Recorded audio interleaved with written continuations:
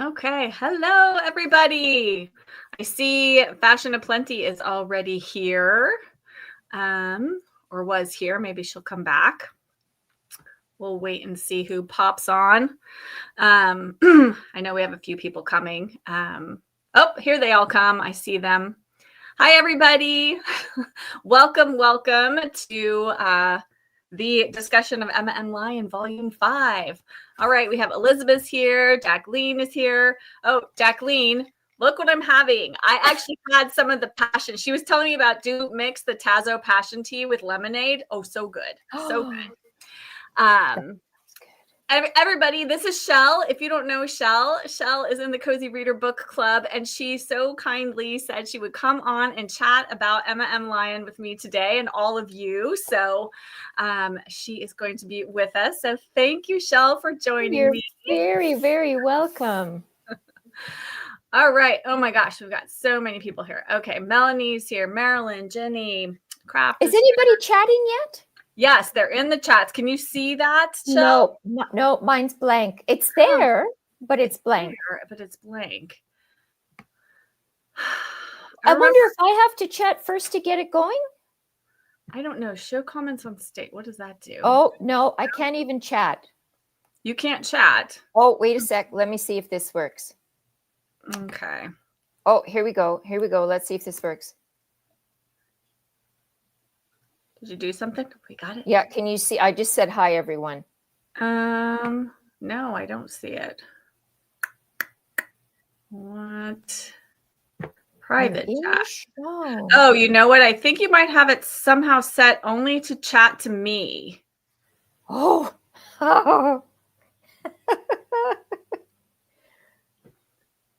Do you see? Let me go to settings. Is that? I'm not sure. Are you on a Mac or are you on a PC? PC.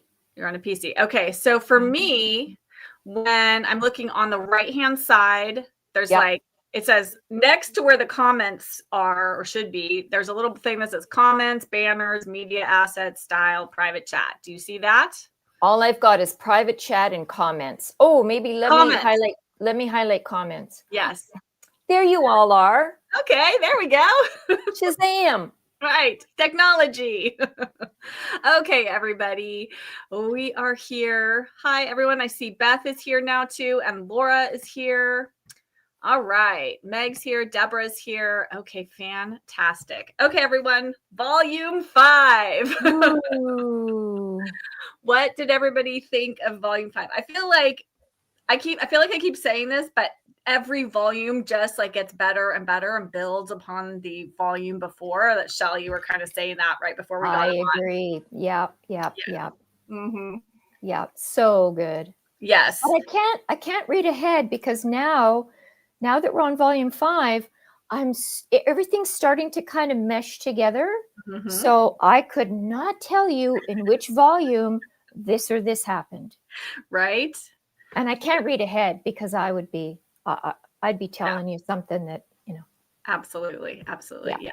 Bless Your Memory says this volume really shows depth. I think that's so true, right? Because we have like Emma's grief is still going on. So we have that piece of things. And then all the different relationships that are happening. And we have some funny things that are going on. Oh my gosh. There were so many funny things. Right. Yeah. So much happened. Ghost mapping, a plant funeral, a drinking game in church, Oh, right. I know, like pretending to be Jack's wife for his dying mother. Like so many things happened in this volume. It was just, and then all the stuff with the holidays, and then at the end, I really do want to get. I don't want to get ahead, but like that confession with Hawks at the end, I found really fascinating. So I'm curious what that was very moving. Yes. Yeah. So Laura says the best so far. I know we keep saying that, right? Every volume we're like, this is the best one. Yeah. No, I think, I feel the same way. I feel the same way. And I'm wondering, and I'm curious, everybody, leave your thoughts in the comments too, but is it because we're getting we're getting more deeply involved and getting to know these characters so much better. Like, I think the more we get to know them, the more we just sort of fall in love with this whole world. At least that's how I've felt reading the volumes. How about you, Shell? Yeah, for sure. For sure. You're really getting to know the characters much more deeply and in more detail. And, you feel like you're getting to know them a bit better. And, last time when everyone was saying who they hope to see Emma maybe end up with and whatnot. Well, after this volume, it's either fleshed it out more for you, or maybe you've changed your mind. Right. I know. Or someone that you weren't, like Jack. I wasn't too sure about him. Well, yeah, I definitely don't want her to end up with Jack. Right. Yeah. I mean, Jack's a little bit too nefarious, too much of a bad boy. I mean, there's something like intriguing about Jack, and I'm curious about what he's going to do next, but I do not trust him. Nor do I think not at all. Right. And sometimes you really like to love a bad boy. Not this time. And it's so funny because I think each of the men in her life, I mean, they each have a little bit of some kind of darkness about them. I mean, Islington may be the least of all, but Hawks definitely has darkness about him. Pierce for sure has darkness about him. And then there's Jack. It's, so they're really complicated men and complicated relationships that she has with them. So there's something going on with each of them for sure. But aren't you jealous, you guys, that she has this little group, right? And the whole chair thing, finding a chair for Hawks. Oh, I know. I love that.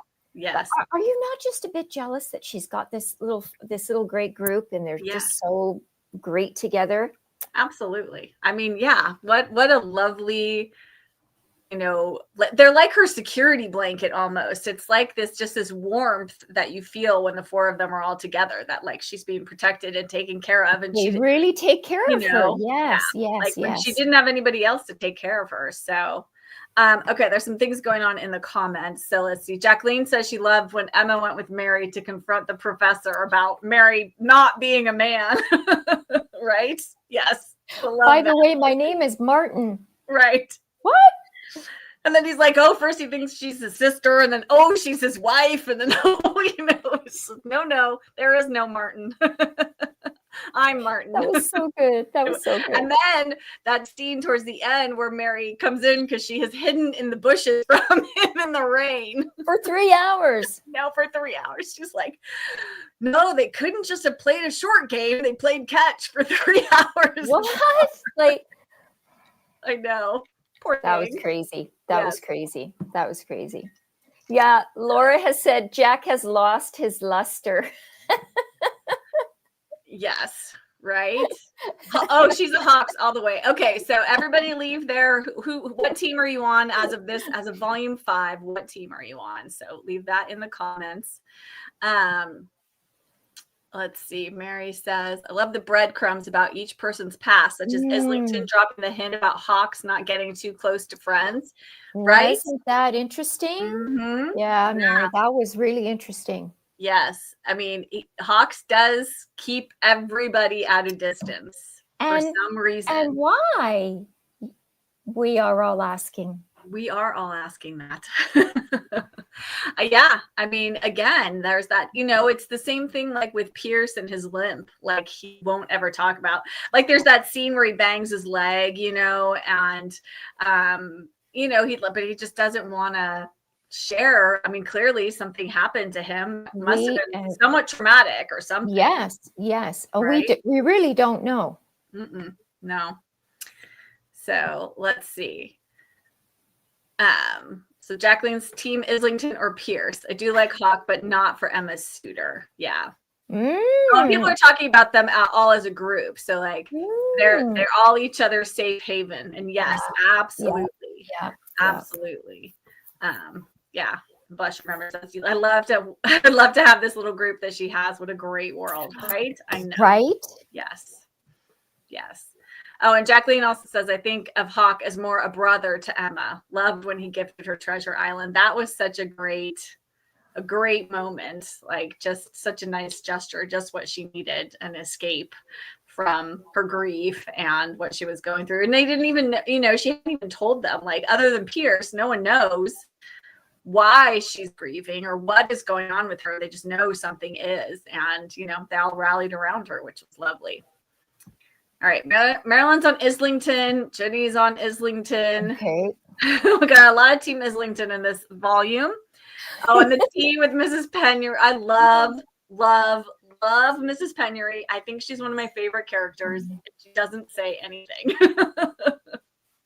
Yeah, and then he crashed by Islington. That whole scene was so funny. Right up to him discovering, yes, the portrait in the kitchen. So funny.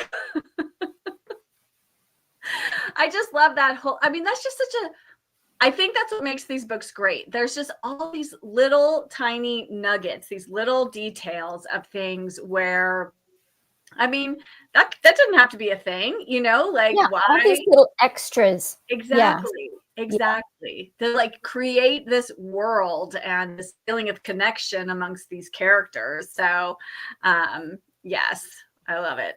All right, so Gloria has changed this volume from Pierce to Islington, but who knows with the next volume? It's so true. You just don't know. You just don't know. Yeah, I'm trying to think. Shell, which team are you on as of this volume? Do you have a... Oh, gosh. And I bounced throughout the volume, honestly. Mm-hmm. I can't even remember what it was last volume. I think probably Islington, but I'm quite fond of Hawks. Mm-hmm. There's something very deep about him, and she's very deep. She is. So I wouldn't be sad of any. Mm-hmm. Yeah. How about you? Me? Okay, so here's the thing. So the problem I find with Islington is that he and Emma are not of the same class, and that will always be a problem in this time period, right? Like it just is a problem. That's a good point. And as much as I do think there's some darkness going on with Pierce, he's still my top choice. Because I agree. I think Hawks is more like a brother figure to her. He's more like a confidant, somebody she can depend on in that way. I don't feel like there's a romantic, that like sizzle between the two of them. Whereas I kind of see that like zing, zing, zing between her and Islington and Pierce more than I see that with her and Hawks. So yeah, I think Pierce is just a slightly above Islington for me. And there's always Roland. I feel like he's an outlier, but he's still there. Could be. You never know. I like Roland. I think he's like, he's like the little boy who pulled your ponytail in elementary school that you end up marrying, like when you get to college or something. Yeah. It's just like that kind of a thing. That could be the whole twist in this whole series is she ends up with marrying Roland. Yes, exactly. Right. I think I was Pierce last volume. Were you Pierce? Yeah. I haven't really wavered from Pierce all that much, I don't think. I find something about him very... Laura? What did Laura say? I want Islington to marry Arabella. Oh, yes. Oh. There was sort of a little bit of talk of that Emma's aunt has tried to get Islington kind of in the mix of people for Arabella, but he's not, he's just, that's not his Arabella, I don't know. Mm-hmm. I don't know that she's quite the right person for Islington. No. Well, I don't know if she's the right person for anybody. She she's just marrying to marry. Maybe that's the problem I have with her. And Laura, Hawks and Emma would make a lovely couple. I think so too. I agree. Yeah. Yes, shared love of reading, Deborah says. Oh, Kraft says, my litmus test is who do you want to see coming down the stairs in her future home? Well, there's like that scene at the end when she's doing the confession with Hawks, right? And she has this footsteps on the stairs, right? Whose footsteps are they? She doesn't even know right now, but I don't know. And then you know what I keep thinking? I'm like, is Beth Brower going to throw something at us and another man's going to come into her life at some future volume? Like, can I keep track of another man? I don't know. That's a lot to keep track of. Like the character list is getting longer and longer and longer. Like, is it on to 2 pages? Almost on. So it's filled up a whole page now. I feel like in the next, I don't know. Let me look at the next volume. Does it go on to the next page yet? Nope. I feel like the font just keeps getting smaller and smaller. So I think it probably does. Right. Oh boy. So, okay, let's see. So we have Deborah votes for Hawks. They have that shared love of reading. They do share that. Oh, Jacqueline, the unintended intended. No, we have to say no to the unintended intended. No. Not in the what's his name? Oh God, I always forget his name is Charles Goddard. Is that Charles Goddard? That's it. And then the whole thing with the plant funeral, and then what's his name? Who was the owner of the plant? What was his name? Why am I blanking on his name? Someone put his name in the comments because I can't think of it. You know what? I don't even think I wrote it down. I'm just trying to see if I can come across it. Of course not. That's always the way. Someone put his name in the comments, please. I love the plant funeral. And he went and got him a little casket. I know. Marilyn, I think Roland and Emma are fairly equal in status. Like he and Emma might be slightly below Roland, but I think it's not as big. He's not a duke or anything like that. So he's definitely not as high. You know, he's of Emma's social circle. So I think that would be okay. Yeah, I don't know. I think the leap to Islington might be. Good question. Yeah, I think so too. Meg says, I still really love Pierce, but I've started to wonder if he and Islington mostly view her as a younger sister that they're protecting.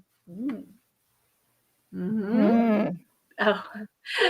Marilyn says Islington could take Arabella in hand and then she could fall in love. That's what I'm curious. Like, is Arabella going to fall head over heels for somebody? And is that going to like throw a whole wrench in all of her mother's plans? Ooh. I don't know. We'll have to see. Oh, Emma said that Islington is not there for Arabella's amusement. Yeah, I'm not sure that Emma would appreciate Islington and Arabella getting together, but no, I don't think so either. Yeah. Jacqueline says she did not like Aunt Eugenia's letter to Emma telling her to appear for Christmas with gifts for all the guests. Right? How crazy is that? Well, you know, I mean, the thing is the thing I think we have to remember is that I don't think Aunt Eugenia knows that Cousin Archibald has spent all of Emma's inheritance. So I don't think she's aware of that. So she assumes Emma has some money. Not I wasn't aware of that. Has, obviously, but she has some money. So I think that's the assumption there. Oh, that's interesting. I hadn't thought of that because I thought everybody knew. Oh dear. Okay. I think most people don't know. I was really aghast when I saw that. And bring gifts for all my guests. Yeah. But yes, Jenny says, I'm glad Emma defied her aunt about Christmas. Yes. I agree. Yes. With her fake companion or whatever she is, guardian person, sending her a letter. She even stood up to Arabella when Arabella came to visit her and said, listen, you have to come. Right. I need you. Jacqueline said, Lord West. That was the plant funeral. Our plant funeral guy who then decides to set his sights on Emma. And she's like, no. I did this. Totally misunderstood that. Yes. But then who was it? Was it Islington that said he would sort that all out? Yeah. I'll fix that for you. Came to her rescue. I'll go talk to him. Right. Yes. Let's see. Kraft says it would be a great storyline for a new suitor to enter the story and have the guardians of Emma vet him and put him through the paces. I like that. Yeah. That would be a great storyline, right? That would be good. Yeah. And it might, give there might be some jealousies happening there, so that might be kind of interesting because I think I don't know. Now that's good thinking. Yeah, that would be really interesting. I don't know. That We'll would have be, to that see. would be. Oh, the vetting would be hilarious. Can't you just see it now? Right. Oh. She says, can someone explain in this era how at 20 years old you're still under a guardian? Well, I don't think she comes into her majority until she's 21. I think that's whatever it is that's set up in terms of, sort of the wills or trusts or what have you of her family have set it so that at 21 she gets full control over everything. So it's not necessarily that she really needs a guardian per se. She just doesn't have full like executorship over her own, over Lapis Lazuli house and the money, whatever money there would have been that she didn't get because it's all gone. Yeah. So I think that's what that means. And as far as the what's it called? The fake. She has that fake. Her guardian companion person, Mary something or other. Whatever they call it. Well, now, and that's because she's a woman. Yes, yeah, and a lot of it is that she's you a single can't be. woman. Her Christmas Eve with dining with the two guys and all that sort of thing. Well, like that shouldn't have happened. Of course not. Scandal. If anyone knew, scandal. Well, it's like when she goes to the dinner, when she went in the prior volumes to the dinners at Islington's, and his aunt or whatever is writing in the other room because there has to be a female present because he has a lot of people who work for him, servants and different things. And so they would know and it would get out that Emma was there without another woman present, but his aunt is there. So it's all okay because she couldn't be alone with three men. That's the word, chaperone. Yes, thank you. Chaperone. Woo, it's Friday. Paint fumes are getting to me, Jen. Oh no, yes. hang tough, Shell. I like this. To throw a wrench in Aunt Eugenia's plans, it would need to be Hawks or Pierce that Arabella falls for. Oh my gosh. Aunt Eugenia would probably turn 3 shades of purple. 3 shades of purple. She might have a heart attack. I think she would. Oh, that would be hilarious. Especially if it was Pierce.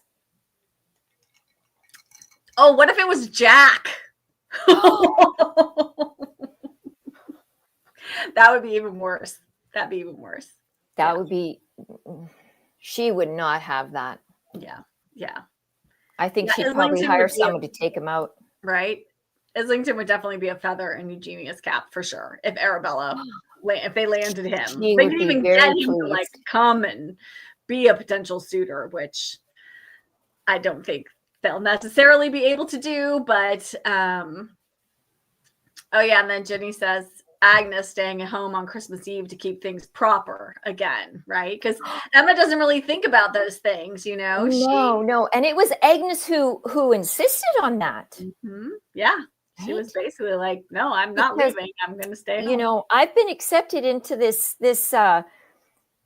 senior, Agnes got the senior servants. Yes. Senior Servants Society. Well, I've been accepted and like, I'll lose my place. Right. Like, It's like, it wasn't a wholly selfless act, right? She's like, I'm going to lose my place. That's the reason. I love that whole thing with Agnes and how she's so worked. And I love the birthday scene, Agnes's birthday. I thought that was a lovely little moment where she comes with the cake at the door and then she's like going to give it to Emma, like, here, it's for you. And Emma's like, no, it's your birthday. Like, you need to eat the cake too. Knocking on doors. Get out here, you guys. We're celebrating. Exactly. I love that she's just are so treating Agnes so special now, Islington, he's writing her notes and I just think that's so nice. It is nice. They feel like genuinely nice guys, and I think that's what's so endearing about them all is that they, they're not classist in that way that they could be classist. Absolutely. Yeah, for sure. Elizabeth said Agnes and the senior servants is one of my favorite things. Yes, absolutely. I really feel like we're starting to see Agnes come out of her shell a little bit. And this is definitely, I think, a big part of that. So. She's really changed from the beginning, hasn't she? Yes, She has, right? I mean, she's very sort of just meek and timid, and just now she's voicing things and telling all about her mother's thoughts on everything. I love how she's always sharing what her mother thinks about things. Her mother is very opinionated. Well, my mother thinks.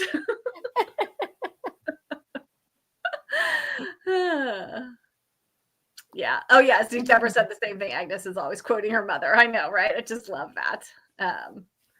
Meg was picturing her as elderly with childish tendencies, but no. Yeah, I think she's very young. I think I think this is probably her first household in service that she's been in. Like, I think she's in her maybe late teens. Like, that's how I picture her. Yeah, Elizabeth was thinking that maybe she was 18, but I was thinking she was younger than that. Yeah.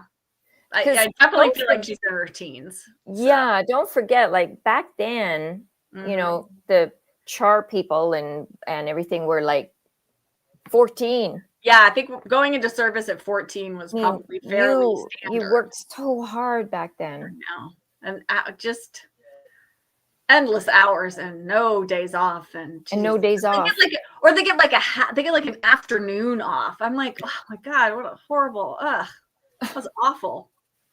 Awful to be terrible life. Serving class. So yeah, just a terrible life. Let's see, but Elizabeth said, I think that's talking about Agnes's age. Yeah. Yeah. So yeah, perfect. We're gonna go off topic here for a minute. Oh yay, somebody's reading Happy All the Time by Lori Colwin, because yay, Kathy. I hope you enjoy it. Yeah, it's one of my very 50 pages in. Yeah, 50 pages in. The way you raved about it. I love that book. It's just so Kathy, what do you think so far? I mean, 50 pages, that's pretty good. Yeah. Definitely. I mean, Lori Colwin writes in a very specific tone, and she has a very specific style to her way of writing, which I particularly love. I know not everybody does, but I just think it's fantastic. I love her so much. So, okay, we digress. Back to Emma.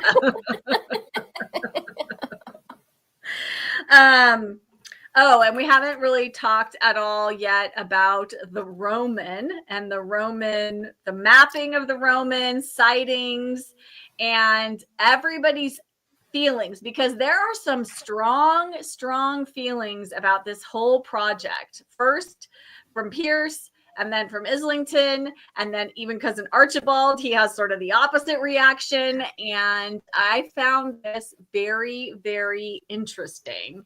Yes. The range of emotions people had about this little project of hers, which she was just trying to do to sort of keep herself occupied and keep her mind off Maxwell, I think.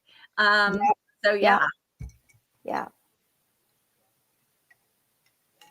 I don't know. And we didn't really find out. So it all started with her trying to put an ad in that Gazette. Mm-hmm. And so then, of course, the house.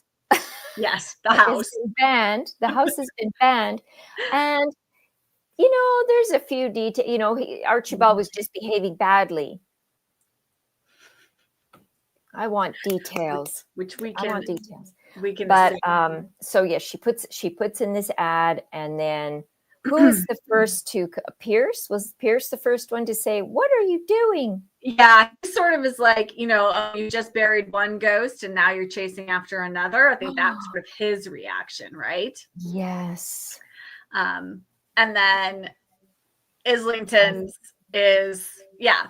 Meg asked if anyone else was a little annoyed with Islington's response. I thought it was such a strong reaction from both Islington and Pierce. I was very surprised. Cool. Yeah, I thought that was quite cheeky of him to say, "Oh, you're just chasing another ghost." Yeah. I audibly gasped when I read that part. I was like, "Oh, what a thing to say." I know. Yeah, I didn't love that about Pierce's reaction. I mean, I think it was coming from a place of concern about Emma, but it felt a bit like an overreaction to it. Yes. At least that was kind of my read on it. I couldn't really see the harm in it. Mm-hmm. Yeah. I thought, what I felt too. How interesting. Mm-hmm. let's find out where the Roman spends his time. And, Right. And the fact that Archibald, Jacqueline's saying Archibald and his map. Yeah. I thought that was so interesting that he was so like, oh, yes. Oh, let's do it. Right. Yes. I thought it was I know, interesting that was hilarious. He was so excited about it. Yeah. Islington Finally, they had something in common. I know, right? Well, it's nice because there's like this little sort of detente between the two of them, like this one thing they can agree upon. They're going to work on this map together, and they each have their own, like, she's going to answer the door and get the mail, and he's going to put the flags on the map, and they're not going to intersect them. Like nobody's going to step on anybody's toes. I had wondered if that was the beginning of a future I don't want to say reconciliation because I can't see that, but I wondered. But of course, right. now or at least a sort of a mellowing of the sort of antagonism between the two of them. Yeah. Yes. Right? Yes. It did feel like this might start to bridge that gap a little bit. I mean, there's no forgiving him for what he did, I think. Oh gosh, no. I would never be able to. I know. I think she's been more than generous in letting him still stay in the house. I'd have kicked him out. Right? Like, bye-bye. Same. Right? And leave all your stupid, vest things that you've purchased. I'm going to sell those and get back some of my money. Why does he need so many? I know, right? I still don't get that. I think he's a bit of a fop, like he's sort of very like, oh, I'm so fancy, I need to have my fancy clothes. And must be. Right. So why was Islington so highly offended by that ad? I mean, crap, that's probably a pretty good, thought that living in that fishbowl himself, like putting yourself, I don't know, what is an advertisement kind of like beneath you, or is it going to bring people to your doorstep that maybe you don't want? I don't know. I'm not sure what exactly he was. I mean, or as Meg says, sometimes he's just a little uptight. Everybody does keep saying that, right? That Islington's uptight about things. And like, is he really? Like, yeah. But let's see. Oh, we've got some. Oh, Jacqueline. Yes, maybe. Maybe it will have deeper meaning further down the road, Islington, about the Roman project. Yes. Right. Oh, yeah. We're waiting for her to meet the historian's daughter who talks about the Roman frequently. Yeah. And I wonder, well, now, because, Hawks has told her, well, the Roman doesn't want you tracking my movements anymore. So Hawks has sort of told her, stop. And I think she's going to stop. I mean, she took the map down. She took the map down, I think. She did. Yeah. Mm-hmm. Yeah. Well, and the Roman was so polite about it. Right? I know. Like, just prefer that you not do this. I just want to come and go as I please, willy-nilly. Yeah. But yeah. He was so nice about it. Yes. Oh, Jacqueline does say, going back to Archibald, letting him stay in the house does provide entertainment to us. All his robes. His robes. And just his, like, he's always yelling at somebody about something, and now he's stomping around with this. He's still got his cane from his, broken leg. And he does provide. What a guy. I love how, this is funny, actually, the scene where she and Archibald end up under the mistletoe together at the entrance to is it the Hound? Yes. And they so both get so flustered. Can't you see it? Yes, I can tell. They're both freaking out, trying to get out of there. No one can move quick enough, So funny. That was very good. You're so right. He provides so much humor in the books, and without him, there would be something kind of lacking there. So yeah, he definitely needs to stay. Just if he was a real person, you got to go. Yeah, he'd be out. He's perfect for this world. So. Yeah, Elizabeth said, yeah, he's a fop. He is a fop. Like, he's very, he's sort of like, he's a little bit helpless, a little bit, over the top. Fine thing. I mean, he wants to have nice things. He wants things to be lovely. And, he spent all her money doing that, getting those things. So. And then he wanted an allowance. I know. She's like, no. No, you spent your allowance and mine. Oh, I couldn't believe the nerve. Right? Yeah. Let's see. Meg says she's thinking there must be more to Islington's reaction, but there are multiple times in the book where he chides Emma in a way that's more than friendly banter, and it's frustrating. Meg, without giving any spoilers to what's coming, hang in there a little bit. There's some things that are going to happen in the upcoming volumes that have to do with Islington and Emma. Oh, Meg, you're onto something. So I'm just going to leave that there. You all take that as you will if you have not yet read ahead. So I'm trying not to give things away, but just give you, I think, Meg, your frustration might be appeased a little bit going forward. So that's all I'm going to say. Now I'm done. Yeah. Oh, Marilyn says, was the confessional curtain one of Archibald's robes? We wish. That's what she could do. She could start a business. Oh, here is a money-making idea for Emma. She could turn all of his robes into curtains or other things, right? She made those pillows for the guys. Women's skirts. I mean, they'd be beautiful. Right? Yeah. She should sell that. At least sell it as fabric. I'm sure somebody's got to want to buy that and bake it into something. Or yeah. So I just there's thought an opportunity lost there, I feel like. Yeah. Well, it might still be coming. Right? I thought Hawk's little confessional curtain was hilarious. I know, right? You know, it's something he picks up and puts on his desk. Exactly. Oh my gosh. I know. I thought that was hilarious. I just see them. Right. And she just keeps pulling it aside to look at him. I love that, you know. So I know I was not really, I couldn't remember. It was funny because when I was rereading it, I finished it last night, my reread, and I was like, oh, I don't remember this confessional part of the book. I'm curious how everybody felt about that whole scene and what Hawks was doing there with Emma. I mean, I thought it was a really lovely moment between the two of them where he really kind of helped her get back to living rather than moving just forward. moving forward. It was right? all about moving forward. Yes. Because I think she's kind of, this whole volume, she's a little bit going through the motions, right? She's sort of not, I mean, and everyone keeps talking about how much weight she's lost and how she looks so tired and she's got dark circles under her eyes and, she's not filling out her dresses properly. And Agnes is talking about her décolletage and, so.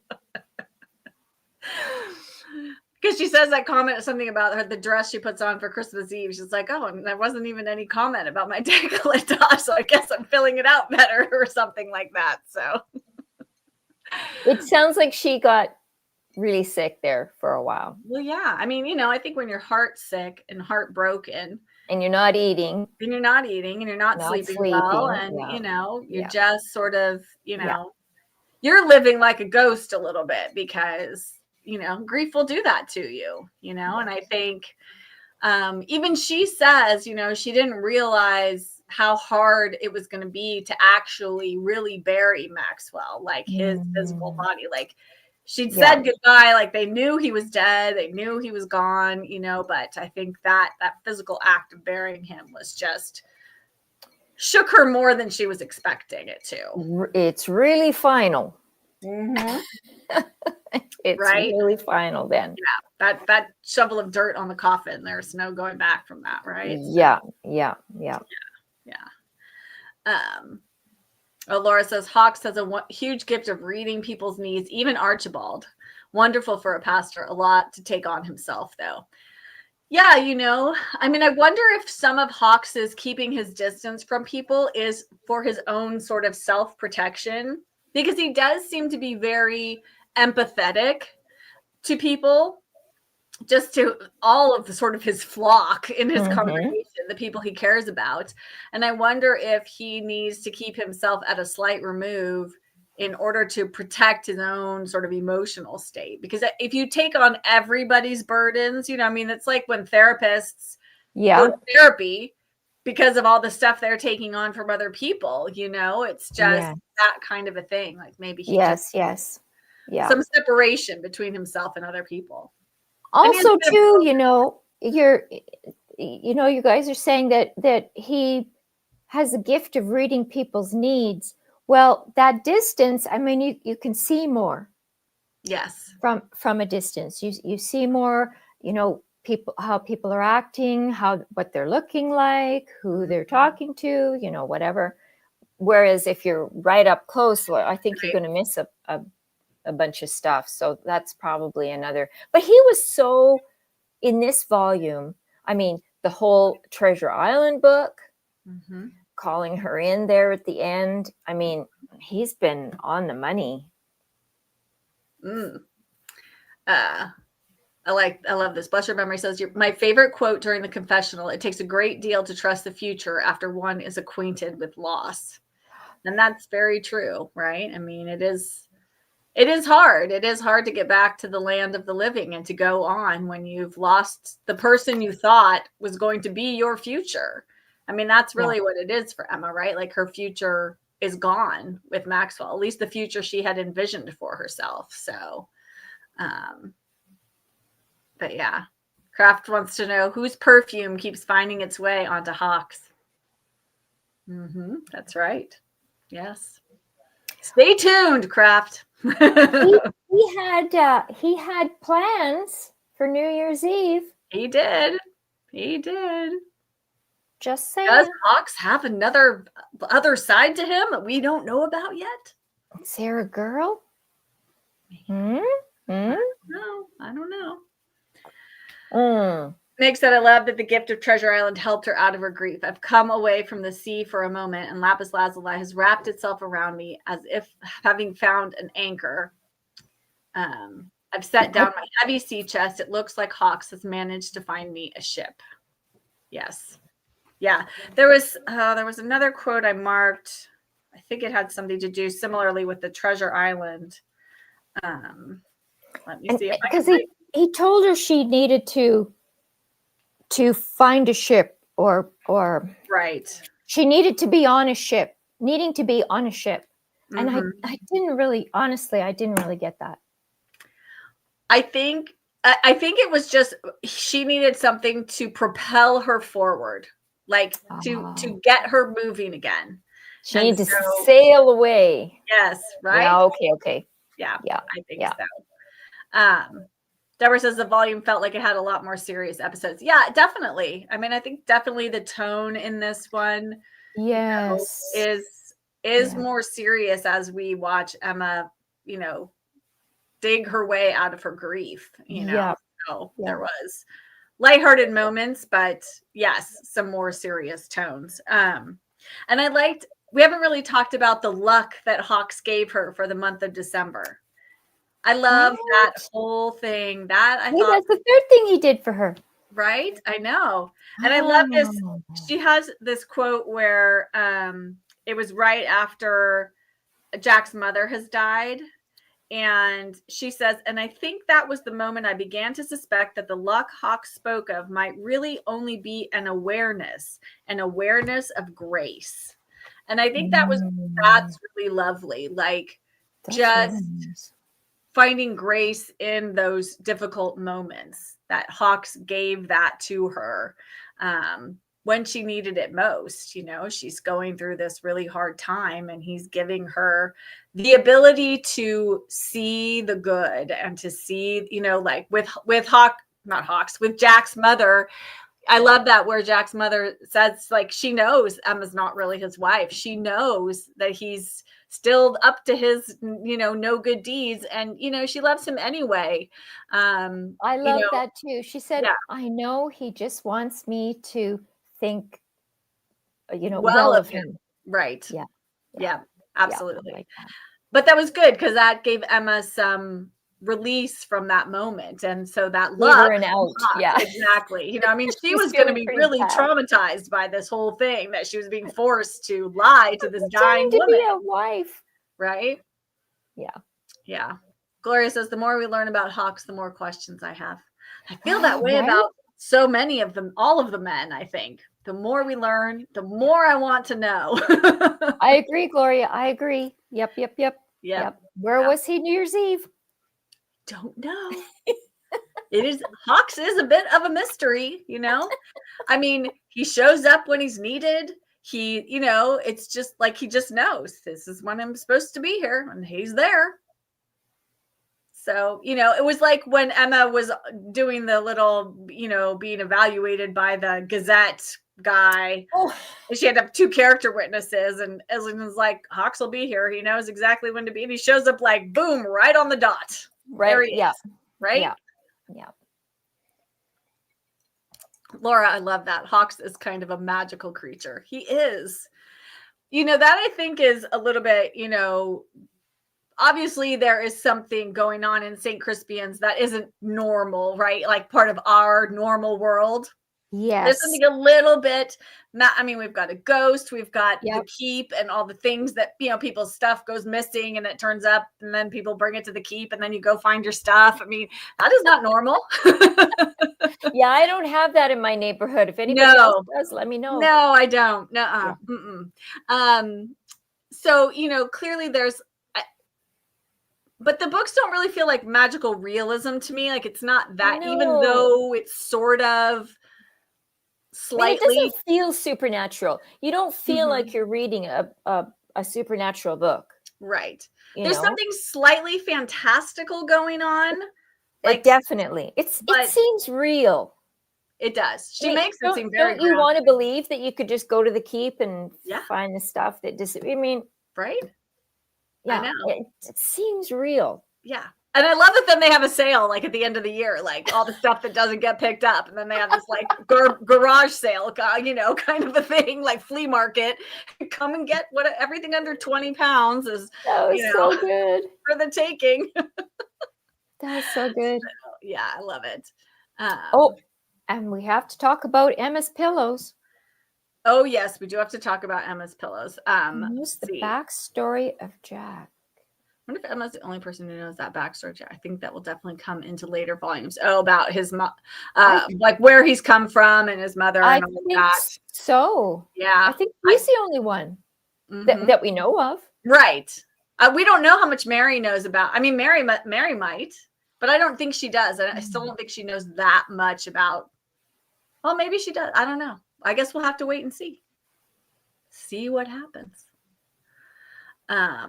Yeah, I think it will come in later volumes too. Yes. Right. I love that there was a parallel between Hawks and Emma's mother regarding luck and a new month. First day, Emma, what do you see gleaming? Yes. Yeah, that's right. I forgot that about kind of looking at the new month as, this sort of turnover into possibility, right? Like this idea that the new month brings new possibilities. So, gleaming is such a good word. I love that word. It is a good word. It's a good word, isn't it? I decided a young death may not be so very bad if it means I will never have whiskers on my chin. That's right. Oh, that was great. That's a great quote.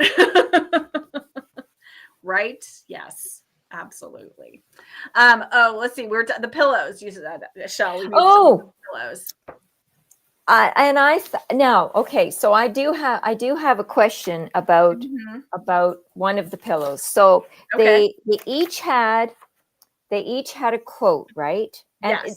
And we could, because of what we've already read so far, they all made sense. But what I didn't quite understand is, so Hawk's saying was, in English, the stars incline us, they do not bind us. And he seemed to get all emotional about it.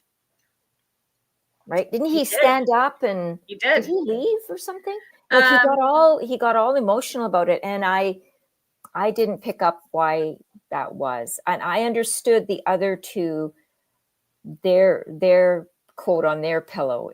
That made sense to me, but this one, not so much. Yeah, I'm curious what other people thought about that particular quote. Because yes, I had the same kind of reaction as you, Shell, when I was reading it. Like, I wonder why. Is it the quote itself that means something to him? Is it the meaning behind the quote that has meaning for him, or felt, was there some connection for him to that? from something in his past or something. Yeah, I wonder, because the other two just automatically made sense, and for those people, for Pierce and for Islington. Right. But yeah. I'm not even sure if I understand. The stars incline us, they do not bind us. I'm not even sure if I understand what that means.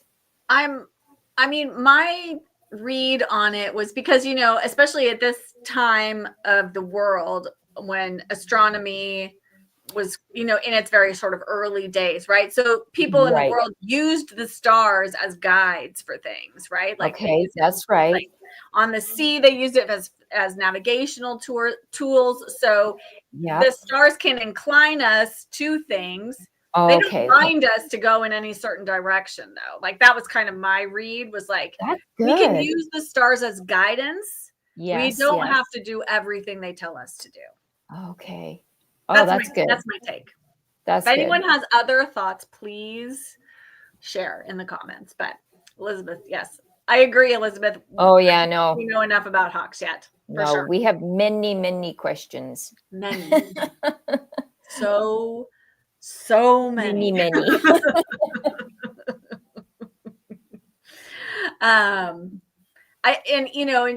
I will say Beth Brower, she doles out her answers in sort of little crumbs. Like, you get little bits and little bits and little bit. You don't get the whole thing all at once. But, if she's going to have like 20 some odd volume, it's going to cover 4 years of Emma's life, and there's two months in every 2 months. So that's a lot of volumes. 24 volumes. Am I doing math right? Yeah, six volumes, or 6 volumes a year. Yeah. 4 years is 24. So 24 volumes essentially is what we should be getting. She's got to get writing. Volume 9 needs to come out. Waiting. Elizabeth, you're going to know. Have you heard anything? I haven't heard anything. I keep watching Beth Brower's social media, and I haven't seen her say anything about volume 9 release date yet. So no.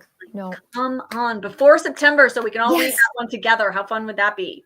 Let's get going with this, I know, Ms. right? Brower. Yes. And what was there was so many funny things, but Emma's list of her possible employment. Oh my gosh, that was hilarious. Like, oh my, yes. Where I wrote it out. What did I do? Let's see. Where is that? I think that's kind of early. Oh, okay, here it is. Okay. So, normal things like, typing, what Mary does, being a secretary or something, but leading an insurrection. Right. Standing on a corner and making clever comments to passersby, Yep. Like, come on. Right. Oh, dancer at the Drunken Duck. Right. I like beggar. We'll take coin or books. Or Mary Rowland Sutherland. She's crossed out, looking more acceptable by the day. We both deserve better than a marriage of inconvenience. However, books. See? He's got a good library. He does. Even though he keeps giving her the books she doesn't need, but I like how he doesn't give her a book for Christmas. He's like, I'm going to give you tickets to see a show because I feel like not ready for another disappointment of you already having the book I bought you. Her face falling. Oh, I have that book. Right. So Elizabeth says Beth hasn't seen an announcement yet either for volume 9. She said May. Okay, Beth Brower, May's up tomorrow. Come on. Oh. we need to know, inquiring minds. Come on, Beth. Come on. And no, it is not wrong to marry a man. No. At all. Heck no, Elizabeth. Nothing wrong with that. Heck no. No, right? That seems like a good reason to marry somebody. There are a lot worse reasons for marrying someone. Let's just leave it at that. Okay. Oh, I just realized, oh my goodness. Time always gets away from me during these. Okay, guys, we're going to do a little reading sprint for a little bit, and then we'll come back and we will wrap up volume 5. I just feel like there's so much to talk about in this one. So this was a good one. Yes, it was. Okay, it is 5 to the hour right now. So we will go until, let's see, we'll do 25 minutes. What does that get us to? 20 after. So we'll read until 20 after. Let me get this ticker going, and then I will get the ASMR. I think the one I used last time was pretty good. I don't think there were any ads last time. So I'm going to go with that one. I like the little ticker tape at the bottom. Yes. Yeah, Elizabeth said Flash. my shirt matches the book. It does. I didn't even realize that, but yeah, you're right. Hi, Marilyn. Marilyn has to run. Thank you for coming. Oh, We see you next time. bye, But Marilyn. everybody else, reading sprint until 20 after. We will come back then. I'm going to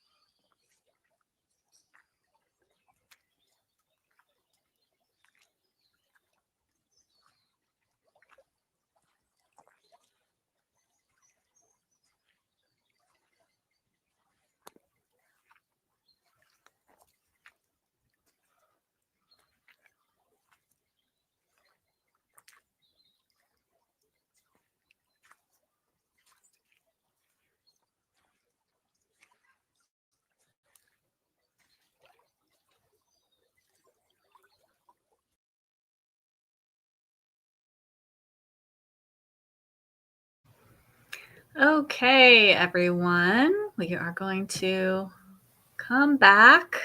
Oh, let me turn off that banner. There we go.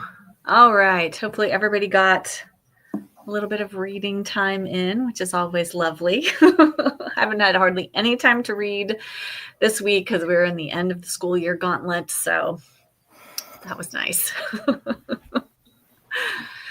All right, let's see. Oh, we've already got a couple of comments here. Let's see. Question. Hawks gave Emma one of her father's books. Where did he get it and why didn't she ask? Was it one she sold? I thought there was She found it in a used bookstore. Or he found it in a used bookstore. Right? Yeah. Yeah. So I think, I mean, I don't know. And it was not one that she sold. No.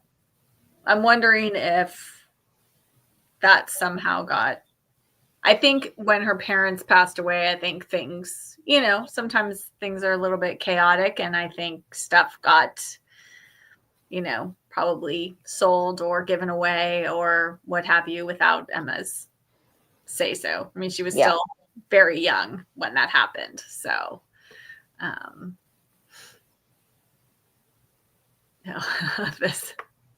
the woman, Lady Spencer, spoke excessively of her new drapes. I am happy for her. Not all of us find true love. Beth certainly knows how to turn a phrase, doesn't she? Yes, true love's in the form of draperies. That's so funny. Not all of us can find true love. Right?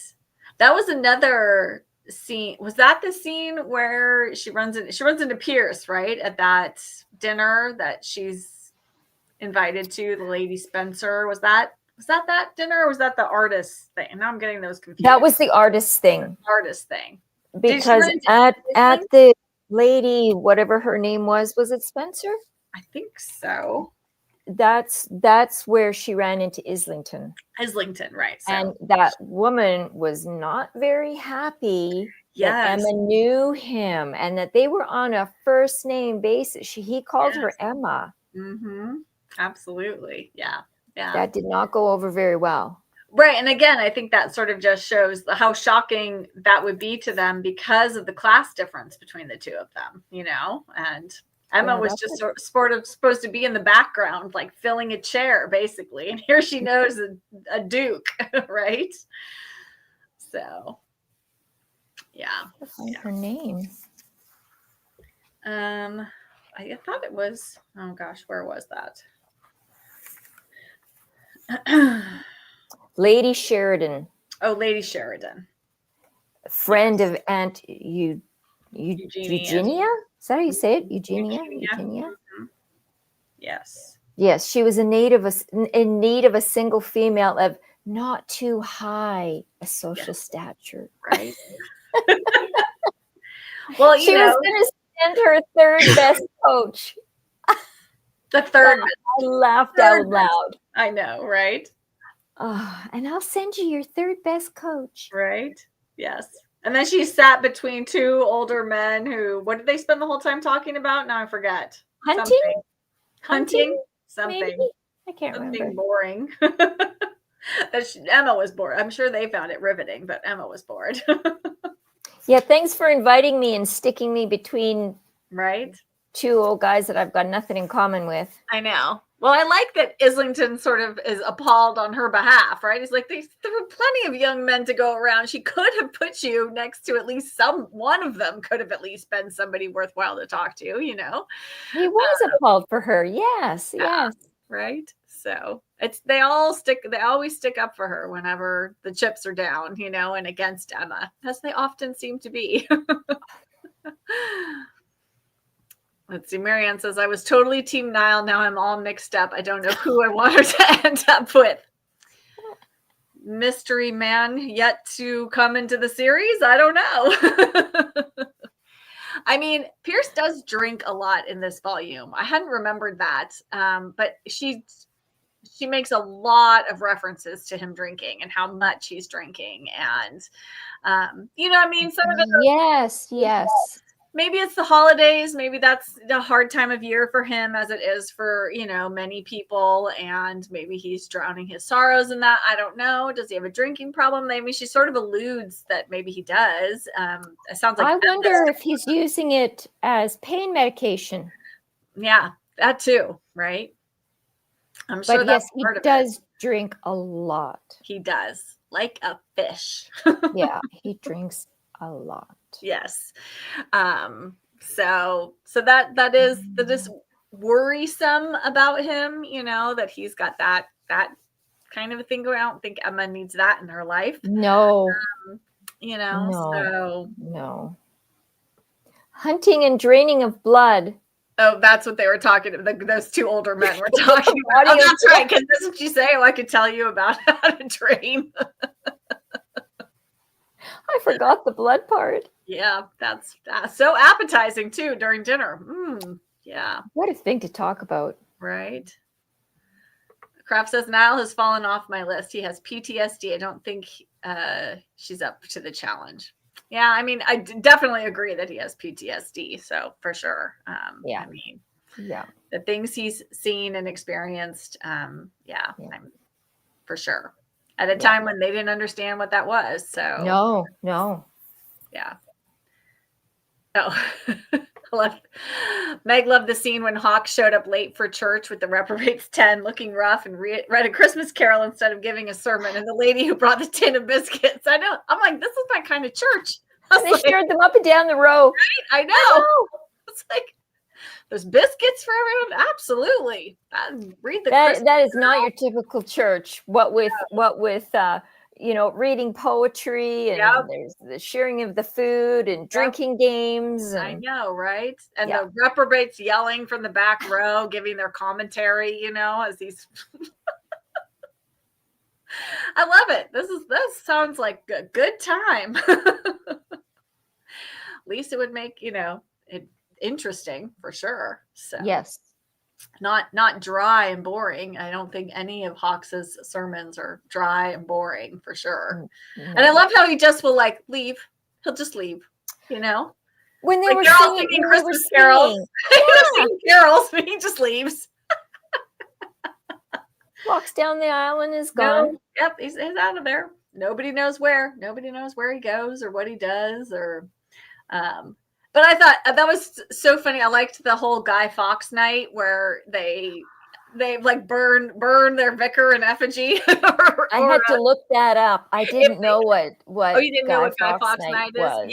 Yeah. So I had to look that up. Right. So if anybody else doesn't know about Guy Fawkes night, Guy Fawkes was involved in a plan to bomb Parliament or burn it down? Anyway, it was thwarted. The plan was thwarted. And so now in England on November 5th, they celebrate Guy Fawkes night or bonfire night, as most people call it these days, I think. And they have bonfires and then they will make scarecrow kind of things out of Guy Fawkes and then they'll burn him on the thing. And, anyway, it's like a whole thing. So it's a very English thing that they do, a very holiday. So, I just love that they chase the vicar around the neighborhood and if they catch him, then they, burn a fake vicar in effigy. That just killed me. That's kind of eerie. Right? A little bit morbid, a little bit. Yeah, morbid. Disturbing. That's the word. Right? Morbid. Okay. All right. And the fact that the British are still observing this, 1605 is when it was called the Gunpowder Plot. Right. It's when it was thwarted. 1605, and they're still having bonfires.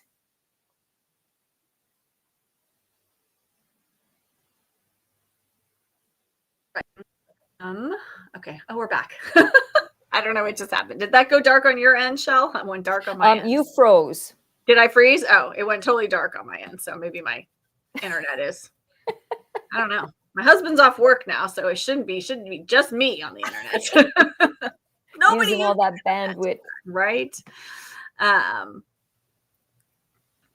Let's see. What if I was just.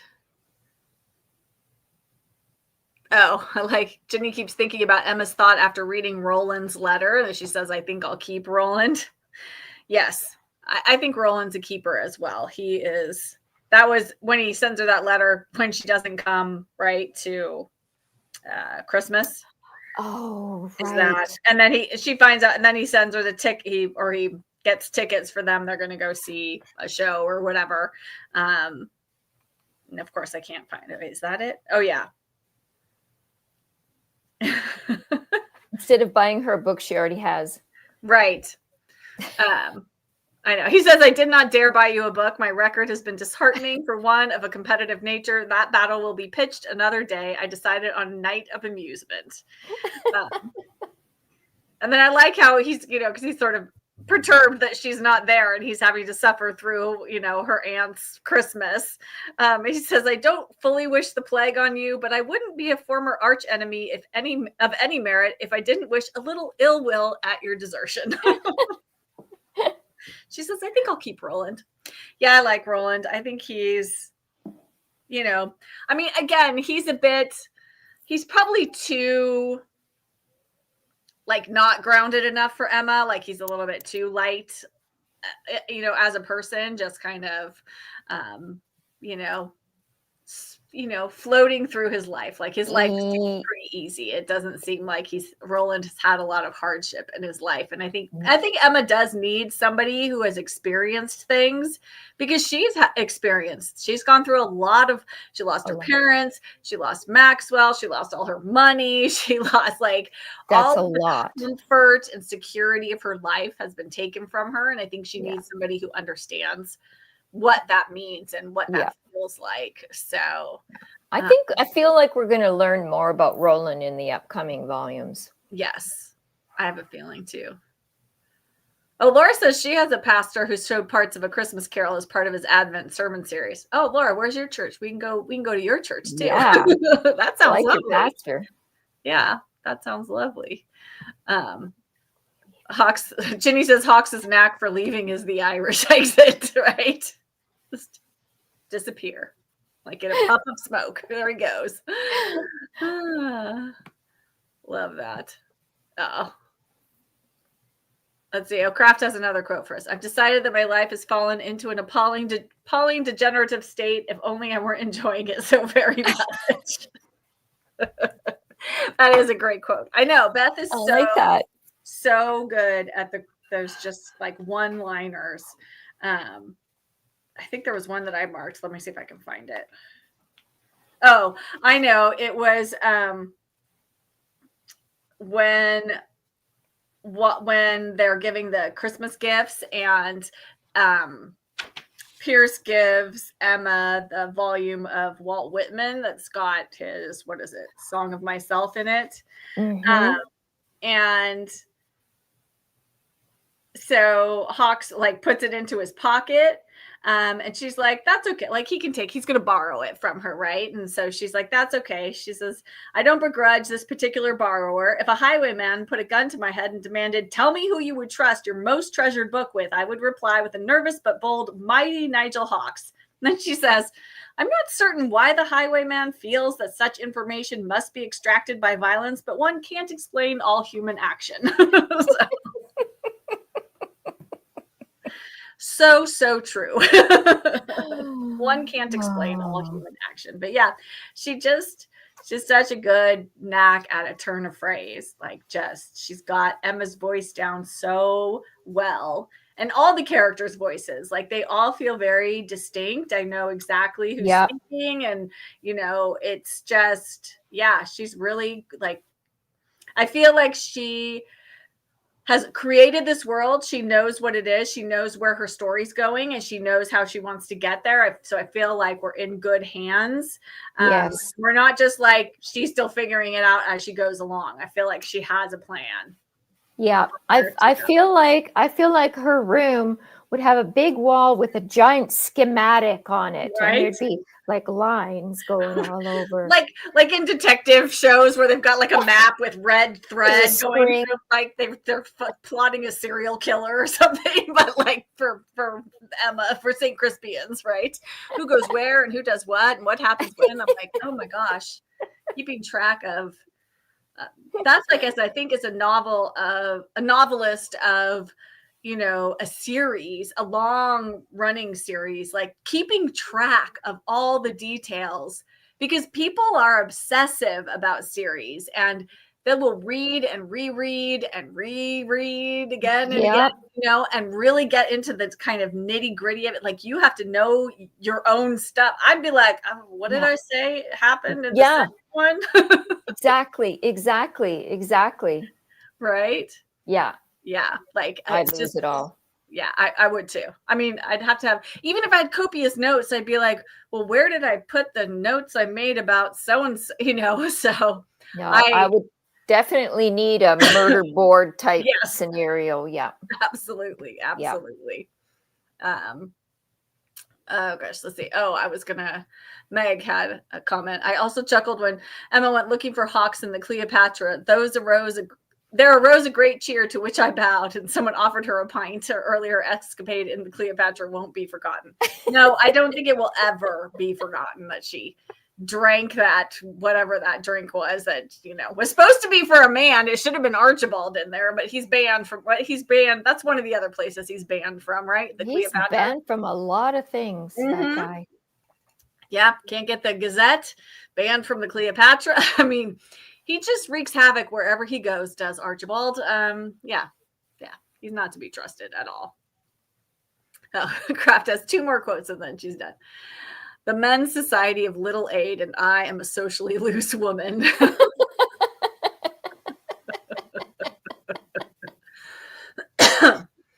Oh, someone wants to know, are we marking in the books? I do annotate in my books, especially when I'm going to discuss them. So I actually, you know what? I learned this from the author Kim Fay when I saw her. She came and did a book signing at my local independent bookstore. And she talked about, because I usually use just pencil, I will underline in pencil or write notes in the margin, but she uses colored pencil. And I thought, that's brilliant. So now I've been started using colored pencil. So you can see I have like, oh, look at that. Yes. Right. And she was like, there's just something about like the colored pencil and like just flipping through your book and like seeing that color pop up as you're looking for whatever it is that you mark. I was like, oh, that's so lovely. Oh, I'm going to do that too. So now I've been using colored pencils. But yes, I do. I mean, some people don't like to write in their books, and that's totally fine. I mean, use Post-it notes if you wanted to like leave yourself notes or mark, or just use the page tabs to mark sections that you liked, just put it right next to I have some of them, these book darts. Has everyone seen these? These are great. I don't have that many left, so I'm very, they're like a little, where's my camera? They're like a little paper clip kind of a thing. And so then you can, because it's pointed, you can point it like right at the line that you're marking in the book. So then it's just like a little paper, really thin, so it doesn't add a lot of bulk to the book. Okay, yeah. I can't even hardly see that. So book darts, you can buy them. I mean, like Amazon has them, and a lot of bookstores will sell them also. So you can find them around, but these are nice too. So okay, you need to mark your books, and you don't want to actually write in them, but you want to like mark a passage. That's a good way to, a couple of different ways to do it. Or you can just, like I just use these page flags because they're cheap. Buy hundreds of them for super cheap. Yeah. Now I've seen where you can buy clear, and they do lift off again. They're repositionable, but so you can put it on the book and you write on the clear. So if you actually want to make a note, right, but you don't want to actually mark your book, yes, you rewrite on this clear transparent thing. I have a package of those. Yeah, they work really well. Yeah, sort of like a clear Post-it note kind of a thing, right? Sometimes what I want to write just doesn't fit in that little margin. That little. I know, right? I'm like, I can't. I know. As an English major, sometimes I'd be like, there it goes down the side or on the bottom, and exactly. Oh, I should have written this in my notebook instead. Oh well. Oh, she says, yeah. No, well, see, everybody chime in. Do you write in your books or do you not write in your books? And again, it depends. I mean, like I have beautiful editions of books that I would not write in. Absolutely. Yeah. I want to keep them looking beautiful. But, and so sometimes I will buy or like, just get a cheap, used, like, especially if I'm reading a classic. Sometimes I'll want a beautiful edition of it and then buy a cheapy paperback that I can mark up, especially if I'm going to be talking about it with other people or I'm reading it for a buddy read or a group read or book club, so but then there's certainly ways to get around it. Like we were just saying, you can use Post-it notes and other things as well. So, Laura said she kept notes on stickies in the first book, but stopped after that. She's passing them on to her sister. Loves them, but don't anticipate rereading them. Yeah. And again, that's true. Like, if it's just a book I'm reading for fun, I don't tend to annotate those books. On occasion, maybe there'll be a quote or something that, I like that was, but then usually I'll just put a little sticky tab in there. So, because if it's just a one-off kind of a thing, then I don't need to get my pencils out or anything. Yeah. Yeah. Oh, yeah. Jacqueline said these are the first books that she's been marking. Too many good quotes to go back to. I know. Sometimes I'm like, stop. I'm just going to underline the entire thing. And then where will I be? Like you were when you were in high school in your science textbook and you had your yellow highlighter, and pretty soon the whole page is just bleeding yellow. Right? Because you're just like, yep. I know. And then you're like, oh, well, that's not helpful, right? Let me see if I can find the book darts for everybody. Hang on. I will put a link. Yeah, I've seen those. I've seen those. Yeah. Oh, wait.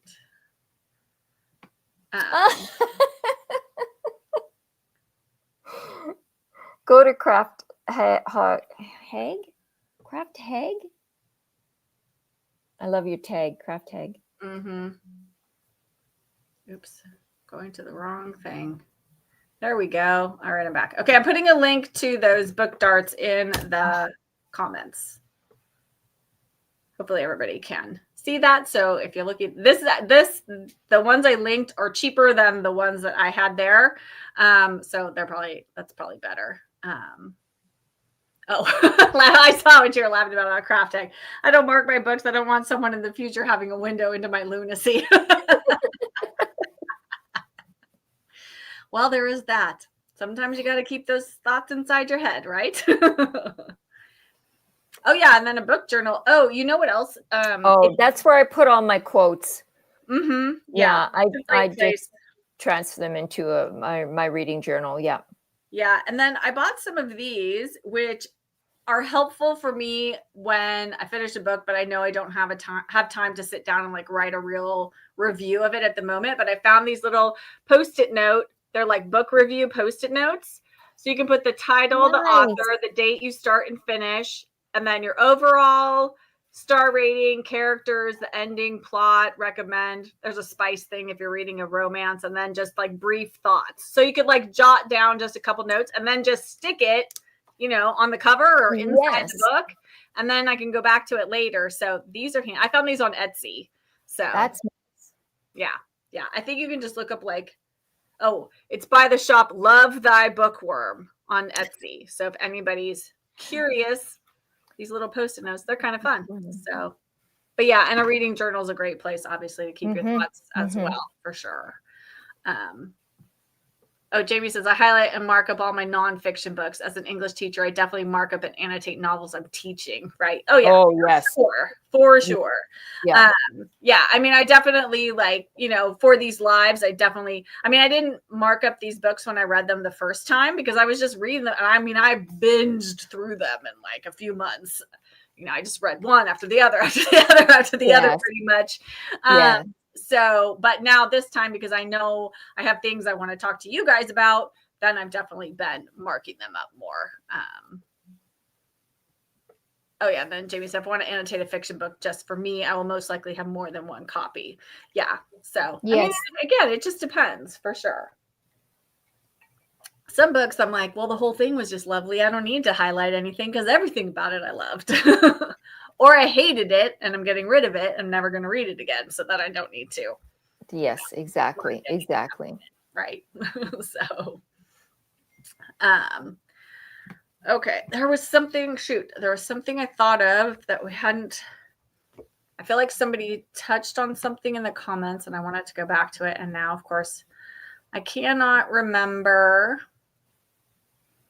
what it was. Do. Well, we can talk about something else, and then maybe it will come back. You'll be like, oh, wait. You know, So, there was a name. There was a name that came up. Mrs. Ribbits. Ribbits. And I wrote it down and went, Mrs. Ribbits? Mrs. Ribbits. Who's that? It sounds familiar, but now I can't remember. And it only came up once. See the lady with the biscuit tin? Who was the lady with the biscuit tin in the church? Was that her?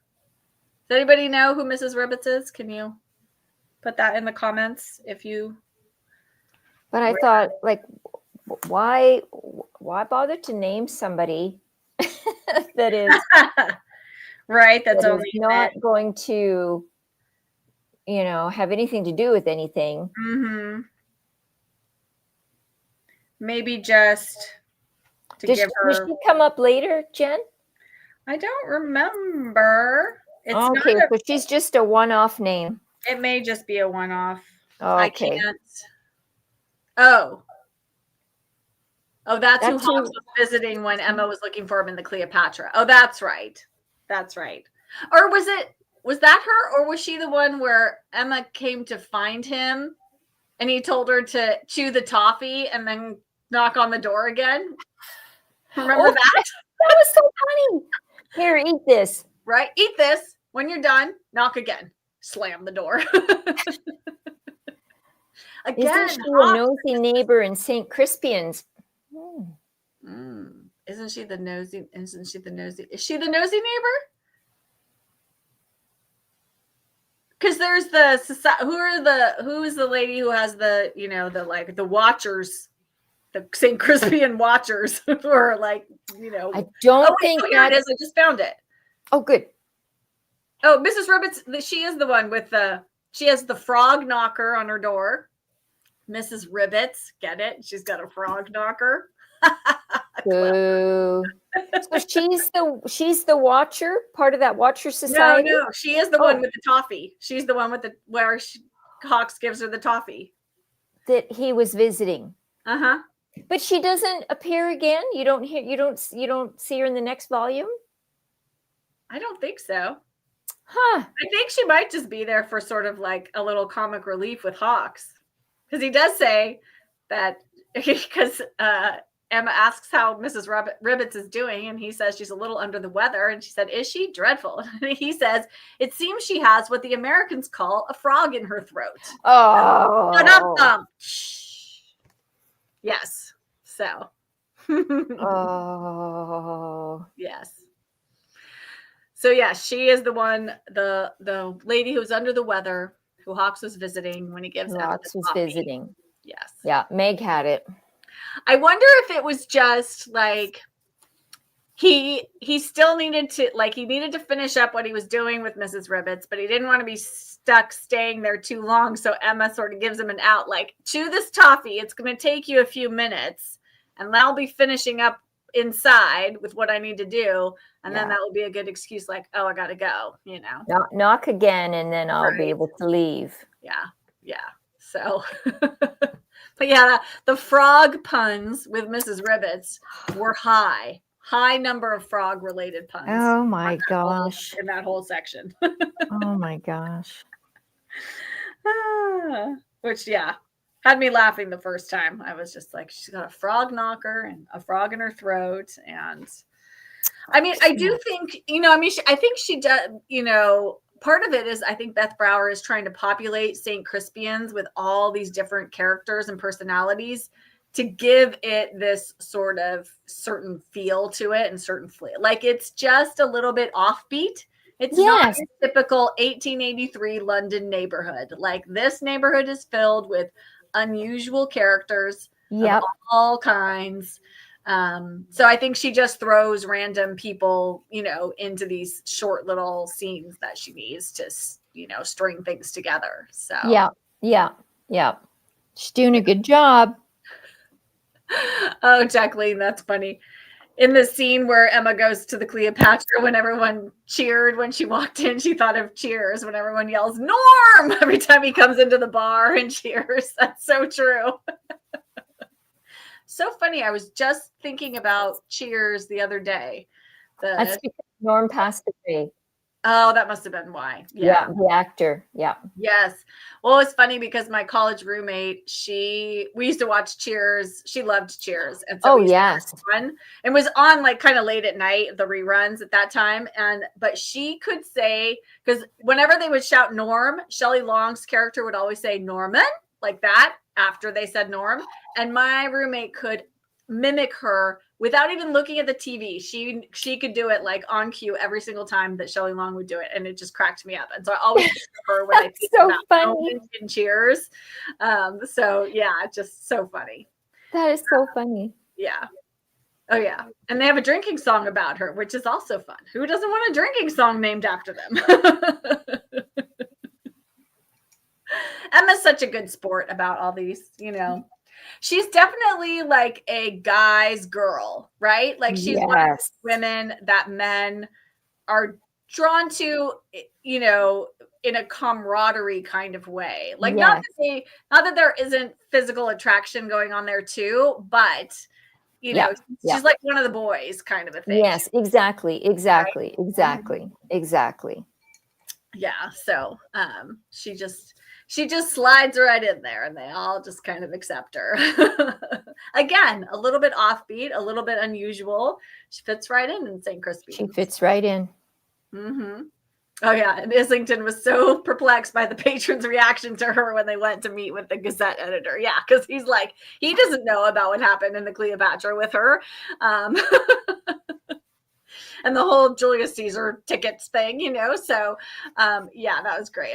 I can just see Islington like, what is happening? Yeah, what's right? Did I miss something? He's just affronted at like. Well, I like, the thing about Islington is, he's obviously, because he's a duke, he's bound by certain societal norms and things that he has to like keep up with. But I think there's just a little bit of him. He is rigid to a certain degree, but there's a little bit of part of him, I think, that wants to just not be a part of that and have to be forced into this world and this, these most rules. Definitely.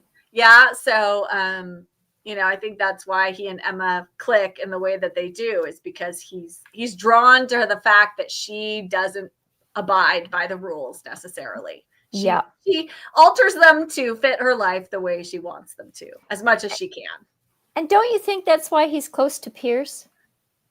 Yeah, I do. I think he's drawn to the whole group for that reason, because none of them are of his social status. No. Pierce and Emma are probably, and even Hawks, the three of them are probably fairly equal in terms of their status in society.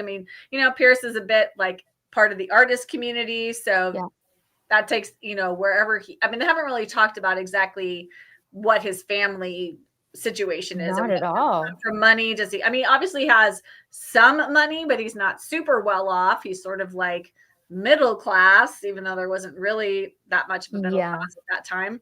And Hawks is a vicar, so again, it's not an upper class. He's a working person, so he's not really can't be part of the upper class. So, they all sort of ground Islington, I think, from all the society stuff he has to do. I think it's like his release. Mm-hmm. His breath of different air. Right? Yes, absolutely. Oh, Kraft says, with Emma reading Treasure Island, will she soften towards the pirate? Well, you kind of see a little bit. Started because he was sending the book. Mm-hmm, he did send the book, the dictionary, which is missing K. The A through J part of the A through K part of the dictionary. And I like how, he's made her a special cover that only, like, all of her books, any book she buys from him will be covered with that cover. So she has her own special cover. Like, I feel like there has to be some thawing on both sides going on there. I agree. I agree. Yeah. I feel like he's a gentle pirate, like he's not going to make you walk the plank kind of pirate, A gentle pirate. A gentle pirate. I know. I don't know. Is there such a thing? It's like there is now. He's like he's like Captain Jack Sparrow, only not as, without the alcohol. Without the alcohol and the guns. Without the rum and guns. And he owns a shop in St. Crispian's in London. So oh, Meg, I know. She's excited to keep plowing through the volumes, but also thinking I need to drag them out in the hopes that there won't be too long to wait after I've read them all for volume 9. I know. That's why I'm really hoping it's going to come out sometime later this year, because then we can all finish volume 8 and then read volume 9. So I know. And then we're going to have to go back. I know, because I'm going to have to go back and refresh my memory from the prior volumes every time she puts out. She has said, I don't know, Elizabeth, are you still on? Because I know Beth has said that, she's going to have to put the books out fairly close in sequence, because otherwise she's going to be writing this book for the next 20 years. It's yes. Wow. I mean, 24 volumes is a lot of volumes. We're only on 8. So she's got to put out more than one a year, at least 2, maybe 3 a year. So fingers crossed she can do that, because that's a lot of writing. I mean, that's a lot of writing, especially as the volumes are getting thicker as we go along. They are getting thicker. They are. I mean, I think 5 and 6, let's see, 5 was how many? 246 pages, and 6 is 2. Oh, it's not. It's a little shorter. It's 231. Okay. So they're about the same, but I know volume 8 is quite a bit thicker than volume 7. So I see a lot of rereading in our futures. Right? I know. I think Jack. I'm not going to be able to remember. I know. I'm terrible about that too. And sometimes I'm like, forget it. I'll just read it. It'll come back to me. I just hope for the best. And then I'm so confused because I have no idea. Yeah, but because it never does. Right? It never does come back. I do like that she has a cast of characters at the beginning, because that is super helpful. That helps. So I'm like, who was that person again? Oh, that's right. That's Emma's so-and-so, so yeah. So that does help. But yes, I definitely think we're going to be rereading in the future. Let's see. Jenny's gone back to talking about Islington. Oh no, whoops. Where'd that go? And Islington's sister, didn't she marry beneath her station, and he's accepting of it, so maybe he doesn't feel so strictly about the classes. Yeah. His sister did. Well, she basically eloped and went to America. That's right. That's where she lives. That's right. Maggie. Yep. Because Pierce knows her. Pierce knows her. That's how he knows Islington, because he knows Islington's sister from when he was in America. Right. Mm-hmm. It's all interwoven together. Mm-hmm. Bum, bum, bum, bum. Oh, Elizabeth, she thinks she said it's going to take her 10 years to write them all. No, she's got to write faster than that. That's not fast enough. I can't wait 10 years to be done. It's not acceptable. Not to That's what, 2 volumes a year?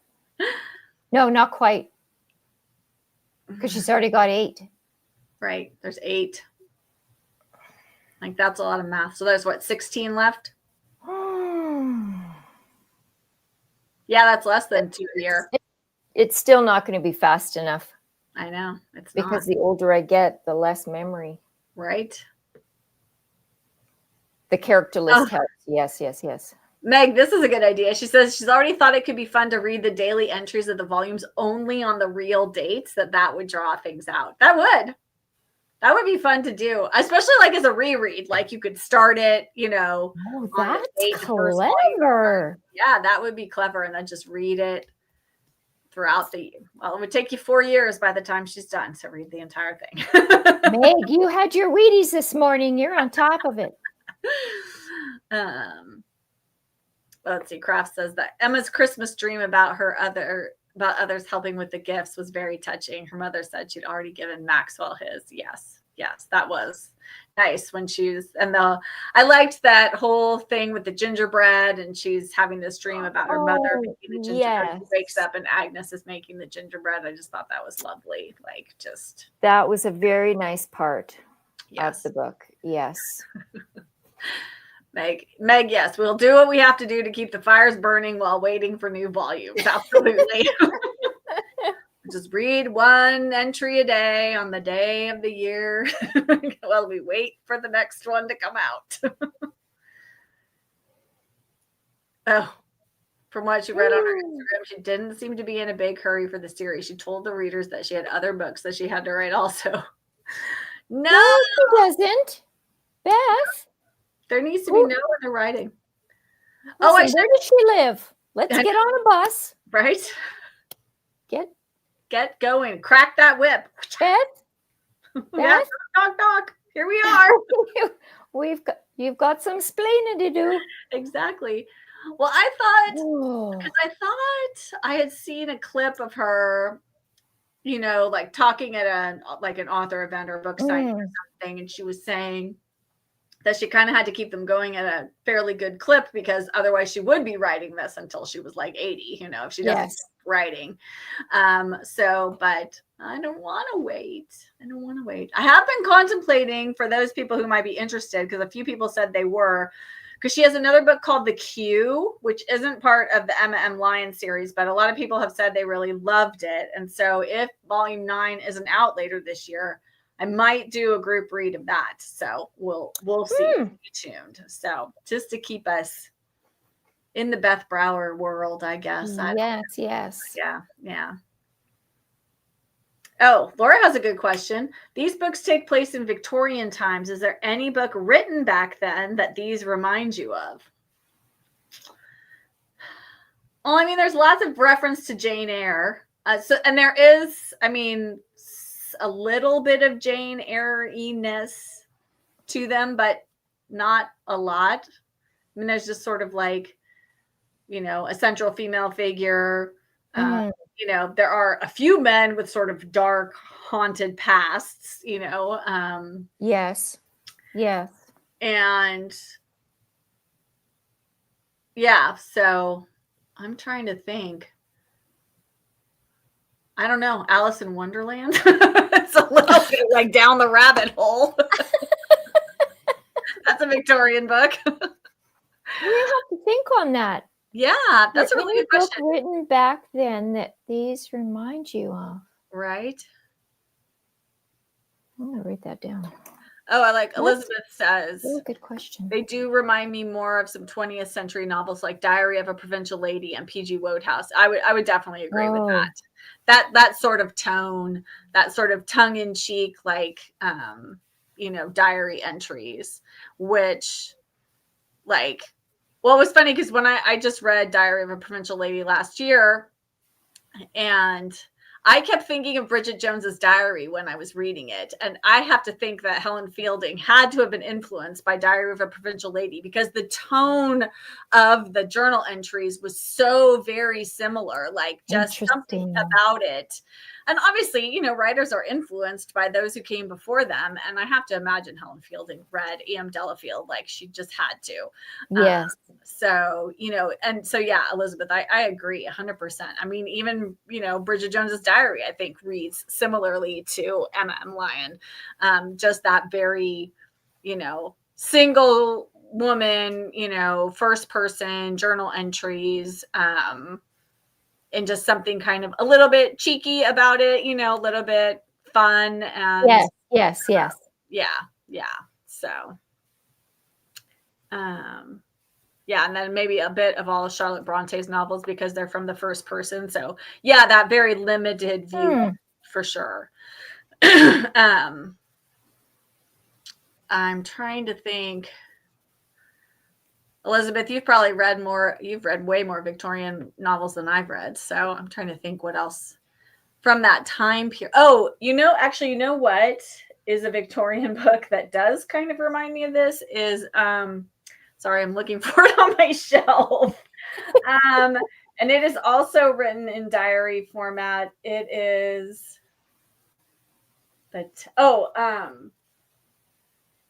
The Diary of a Nobody, which... Oh, that's what Elizabeth says later. Oh, is that what she said later? Yes, Yeah, Diary of a Nobody. Oh, you guys are on the same wavelength. Oh, we're like this. We're simpatico. Elizabeth and I read a lot of the same things. And yes, Diary of a Nobody. If anybody's looking, it's very slim. It's probably shorter than these right here. And it's about this guy, and this man, he's a father and a husband, and but it's very funny, and it's just all about sort of his day-to-day life. And so if you want like a true Victorian book that's written in diary format, that might be a good one to try, because again, it's a quick read. I really enjoyed it. So Meg has to go. Oh, your son has a baseball game tomorrow. Go Suns baseball team. Meg. Thank you so much for coming, Meg. I appreciate it. Laura, you should read both Provincial Lady and Bridget Jones's Diary. Both. Put those on your TBR. They're great. Diary of a Provincial Lady is a little bit more of a commit. I mean, it's like, I read a bind up. There's like 4 volumes in the whole. It's like a series. So there's like 4 books in the Diary of a Provincial Lady. There's like Diary of a Provincial Lady in Wartime, Provincial Lady in America, and something else. Anyway, Wow. But they're so good. They're so good. And then Bridget Jones is if you want a super quick, like beach read type of a book, that's a good one. That's a good one. So, Elizabeth said, Beth, if you need more Beth Brower, especially after we finish volume 8, if volume 9 is not out, join Beth's Substack. Even if the paid version is the best, but you can get access to some of the information, even if you just join the free version as well. But the paid version she does these little like stories set in the St. Crispian's world about like minor characters in the books. And I need to go back because I want to read them all from the beginning, from when she started them. And I only joined her Substack when I started this read along. But they're, so, and she does them fairly regularly. So that's a good way if you want to stay up on what's going on in St. Crispian's. Join her Substack. I think you can just Google Beth Brower Substack and you'll find it. So I definitely recommend it. It's great. Oh, let's see. Oh, I think Jamie, did I miss your first comment, or is that? Oh, Jamie had said Emma reminds her a bit of an adult Anne of Green Gables. Yeah, I could see that. I could see Emma as a bit of Anne. And Jamie, the other book, the other Beth book was Q. Mm-hmm. Yes, the Q. Let me. Oh, the Pickwick Papers. I've never read the Pickwick Papers. I really need to read more Dickens. I have not read hardly any Dickens. So, yes. Okay, so it's more episodic. I own it. I think it's a long one. Elizabeth, is it long? I feel like it's long. No, I don't have that one. I think I don't have that one. But yeah. Oh, I mean, can we just assume all of Dickens's books are long? Except A Christmas Carol. Yeah. And maybe Oliver Twist isn't that long either, but all the rest. They're like chunkers. Yeah. You're right. Yes. You're right. Elizabeth says it's very long. Oh. That's the problem with Dickens. Like, I want to read more, but it just requires a lot of time. Probably why I haven't read it. Right? I know. I think I'm going to try to make at least get one Dickens read this year, and do the 12 pages a day. That 12 pages a day, it works. It does work. It works. I know. I just finished. I captured Gassel. Nice. So I'm going to say, I'm trying to picture my reading journal in my head, but I'm going to say 6. I believe that's my 6th classic.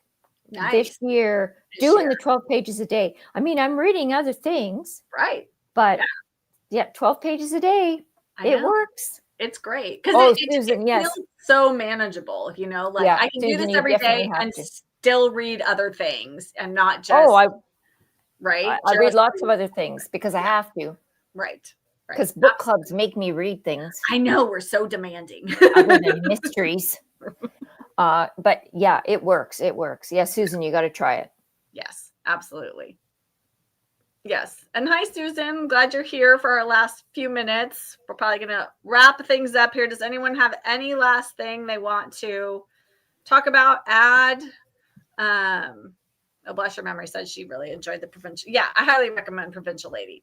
You can't bye, Ginny. go wrong. Oh, Ginny got to go. Bye, Ginny. So glad you made it again. See you next time. So everybody, our next volume obviously is volume 6. Woohoo! Creamy colored one. I love how pretty these volumes all look lined up on the shelf together. It's just like a little rainbow.